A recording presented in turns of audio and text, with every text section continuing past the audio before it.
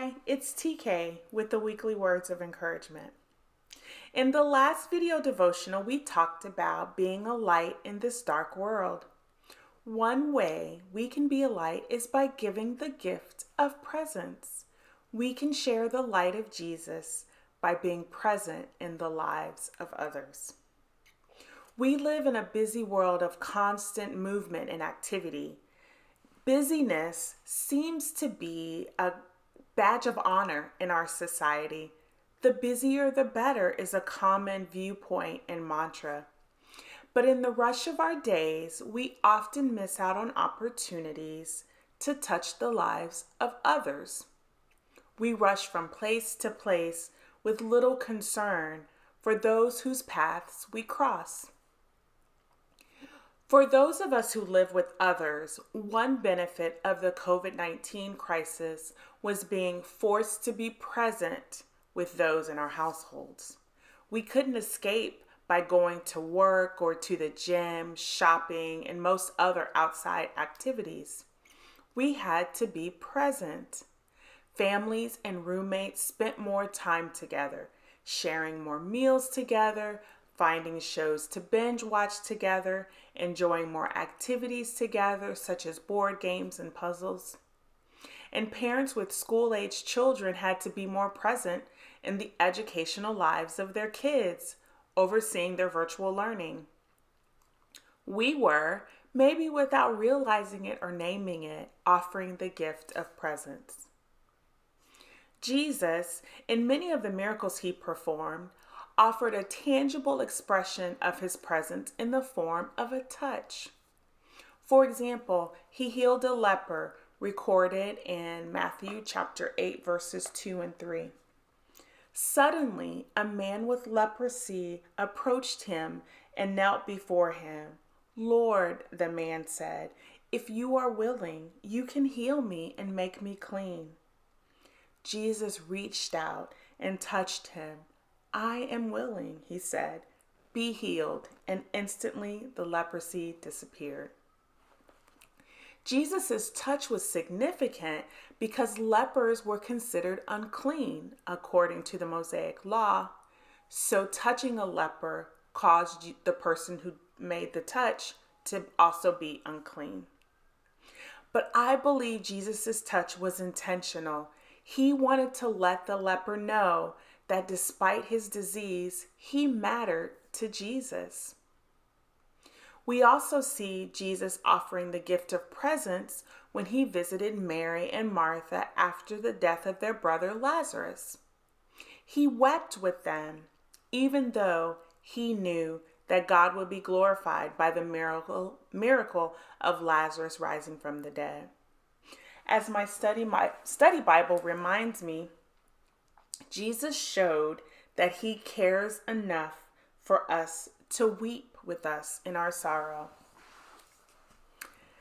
And in the books of 2nd and 3rd John, the Apostle John expressed a desire to visit and talk face to face with the people he was writing to.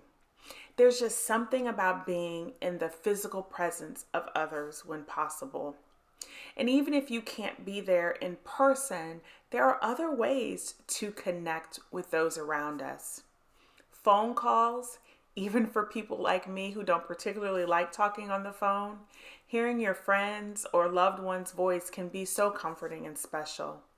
We also have social media and text messages, emails, and even good old snail mail, letters and cards. I'll share a few personal examples of the gift of presence I've received.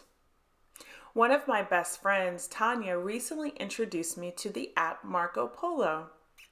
Using this app, we can share video messages with each other.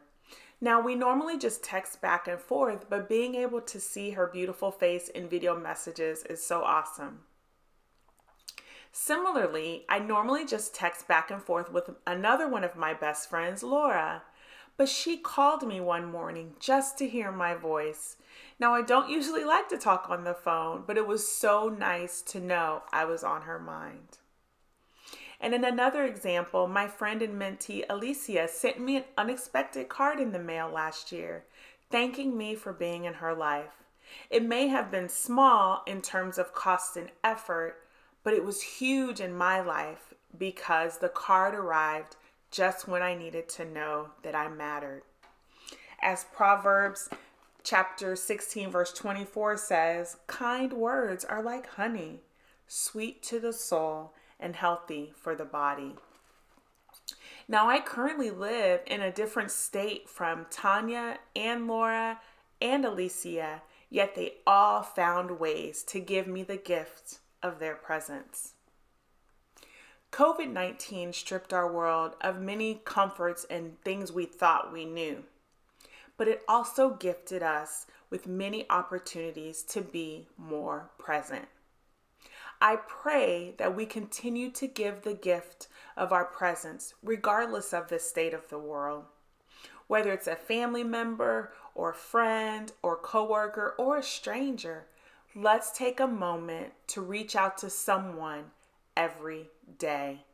Maybe you can smile and wave at your neighbor as you're leaving for work. Maybe you can slip a note of encouragement in your child's backpack or on their device if they're learning from home. Or you can send a just checking in text to a family member in another state. Maybe you can buy coffee for the person behind you in line at the local coffee house. Or treat your work colleague to lunch just to say thank you. Or maybe you can follow the examples of my wonderful friends. Whatever you do, be present in the life of someone each day. Romans chapter 12, verses 15 and 16 provide a great reminder about being present. Be happy with those who are happy and weep with those who weep. Live in harmony with each other. Don't be too proud to enjoy the company of ordinary people, and don't think you know it all.